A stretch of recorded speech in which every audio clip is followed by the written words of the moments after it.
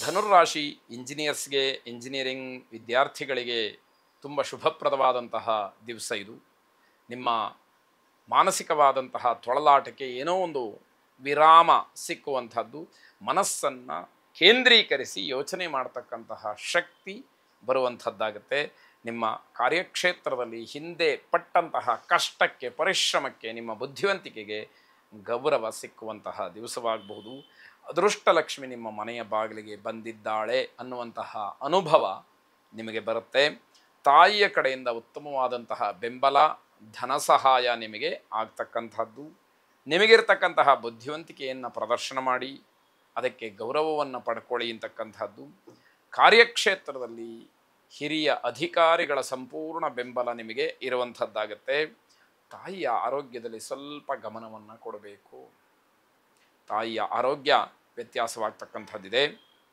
ಓದಬೇಕು ಅಂತಕ್ಕಂತಹ ಹಂಬಲ ಇರುವಂಥ ವಿದ್ಯಾರ್ಥಿಗಳಿಗೆ ಒಂದಷ್ಟು ಸಹಾಯ ಮಾಡಿ, ಆರ್ಥಿಕವಾಗಿ ಆಗಲಿ ಅಥವಾ ಅವರ ವಿದ್ಯಾಕ್ಷೇತ್ರಕ್ಕೆ ಸಂಬಂಧಪಟ್ಟಂತಹ ಯಾವುದೋ ಪರಿಕರಗಳು ಅಥವಾ ಇನ್ಯಾವುದೋ ಸಾಮಗ್ರಿಗಳು, ಇದಕ್ಕೆ ನಿಮ್ಮ ಕೈಲಾದಷ್ಟು ಸಹಾಯವನ್ನು ಮಾಡಿದರೆ ಆ ಪುಣ್ಯ ಸಂಚಯ ನಿಮ್ಮದಾಗ್ತಕ್ಕಂಥದ್ದು. ಈಶ್ವರನನ್ನು ಪ್ರಾರ್ಥನೆ ಮಾಡಿ. ಶುಭವಾಗಿ.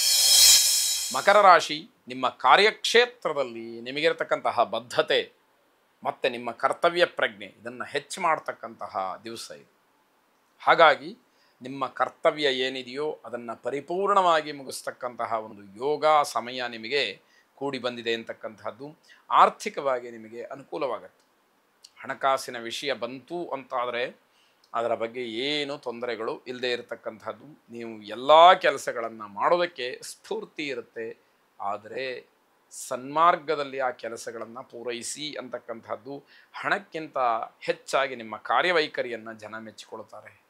ದುಡ್ಡು ಕಾಸು ಒಂದು ಕಡೆ ಆದರೆ ನಿಮಗೆ ಇರತಕ್ಕಂತಹ ಕೆಲಸದ ಮೇಲಿನ ಪ್ರೀತಿ, ಅದನ್ನು ಅಚ್ಚುಕಟ್ಟಾಗಿ ಪೂರ್ಣಗೊಳಿಸ್ತಕ್ಕಂತಹ ಒಂದು ಮನೋಭಾವ ಜನಕ್ಕೆ ಬಹಳ ಇಷ್ಟವಾಗ್ತಕ್ಕಂಥದ್ದು. ನಿಮಗೆ ಶಾಶ್ವತವಾದಂತಹ ಗೌರವ ಅಂತಕ್ಕಂತಹ ಭಾವನೆ ಬರುವಂತಹ ದಿವಸ ಇದು. ನಾನು ಮಾಡ್ತಾ ಇರ್ತಕ್ಕಂತಹ ವೃತ್ತಿ ಏನಿದೆ, ನನ್ನ ಉದ್ಯೋಗ ಏನಿದೆ, ನನ್ನ ಕರ್ತವ್ಯ ಏನಿದೆ, ಇದರೇ ನನಗೆ ಶಾಶ್ವತವಾದಂತಹ ಗೌರವವನ್ನು ತಂದುಕೊಡ್ತಕ್ಕಂಥದ್ದು ಅನ್ನುವಂಥದ್ದು. ನಿಮ್ಮ ಮನಸ್ಸು ತುಂಬ ಸಂತೋಷವನ್ನು ಹೊಂದತಕ್ಕಂತಹ ದಿವಸ. ಅದರಲ್ಲೂ ಕೂಡ ನಿಮ್ಮನ್ನು ನೀವು ಪರಿಪೂರ್ಣವಾಗಿ ತೊಡಗಿಸ್ಕೊಂಡು ಮಾಡ್ತಕ್ಕಂತಹ ಕೆಲಸ ಏನಿದೆ ಅದು ತುಂಬ ಮನಸ್ಸಿಗೆ ಸಮಾಧಾನವನ್ನು ಕೊಡುತ್ತೆ, ಜೊತೆಗೆ ಜನಪ್ರಿಯತೆಯನ್ನು ತಂದುಕೊಡುತ್ತೆ ಅಂತ ಹೇಳಬೇಕು. ಕುಲದೇವತಾ ಪ್ರಾರ್ಥನೆಯನ್ನು ಮಾಡಿ. ಶುಭವಾಗಿ.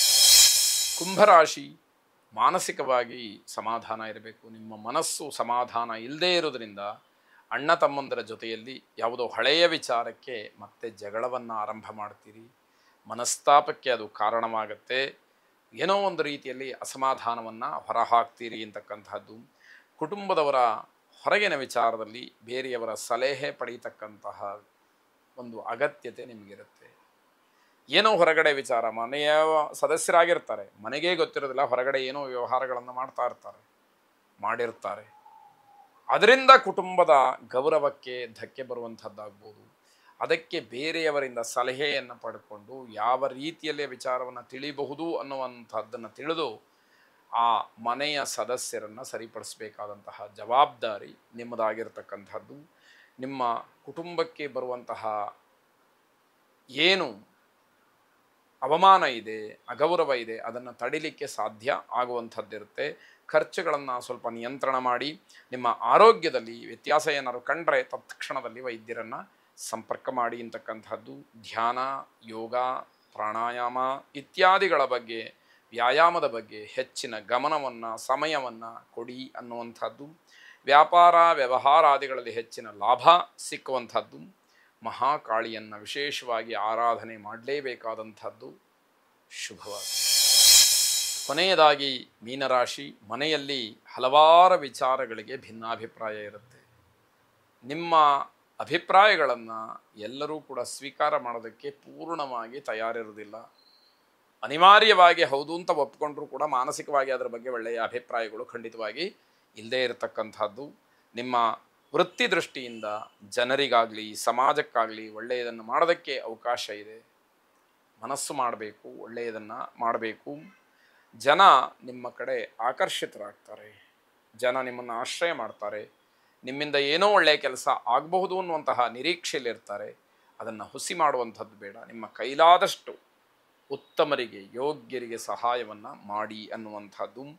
ಆಹಾರದ ವ್ಯತ್ಯಾಸದಿಂದ ಆರೋಗ್ಯದಲ್ಲಿ ಸಣ್ಣ ಪುಟ್ಟ ವ್ಯತ್ಯಾಸಗಳಾಗತ್ತೆ, ಆದರೆ ಮಂಡು ಧೈರ್ಯ, ನನಗೇನೂ ಆಗಿಲ್ಲ, ನನಗೇನೂ ಆಗೋದಿಲ್ಲ ಅನ್ನುವಂಥದ್ದು ನಿಮಗೆ ಇದ್ದೇ ಇರುತ್ತೆ. ನಿಮ್ಮದೇ ಆದಂತಹ ಸ್ಥಳದಲ್ಲಿ ಅಥವಾ ವಿದೇಶಕ್ಕೆ ಕೆಲಸಕ್ಕೆ ಹೋಗುವಂತಹ ಅನಿವಾರ್ಯತೆ ಅವಕಾಶ ನಿಮಗೆ ಇರುತ್ತೆ ಅಂತ ಅರ್ಥ. ನಿಮ್ಮ ಪ್ರತಿಭೆ, ವಿಚಾರ ಇವೆಲ್ಲವನ್ನು ನೀವು ಹೊರಗಡೆ ತೋರಿಸೋದಕ್ಕೆ ಅವಕಾಶಗಳಾಗತ್ತೆ. ಸ್ನೇಹಿತರು, ಬಂಧುಗಳು ನಿಮಗೆಲ್ಲ ಪ್ರೀತಿ ವಿಶ್ವಾಸವನ್ನು ಕೊಡ್ತಾರೆ, ಆದರೆ ಅದನ್ನು ಉಳಿಸ್ಕೊಳ್ಬೇಕು, ಅದು ಬಹಳ ಮುಖ್ಯವಾಗುತ್ತೆ. ಎಲ್ಲ ದೃಷ್ಟಿಯಿಂದ ನಿಮಗೆ ಶುಭವಾದಂತಹ ದಿವಸ, ಆದರೆ ವಿವೇಕವನ್ನು ಮರೆತ್ರಿ, ಅದರಿಂದಲೇ ತೊಂದರೆ ಆಗ್ತಕ್ಕಂಥದ್ದಾಗತ್ತೆ. ಕುಲದೇವತೆಯನ್ನು ಪ್ರಾರ್ಥನೆ ಮಾಡಿ. ಶುಭವಾಗಲಿ.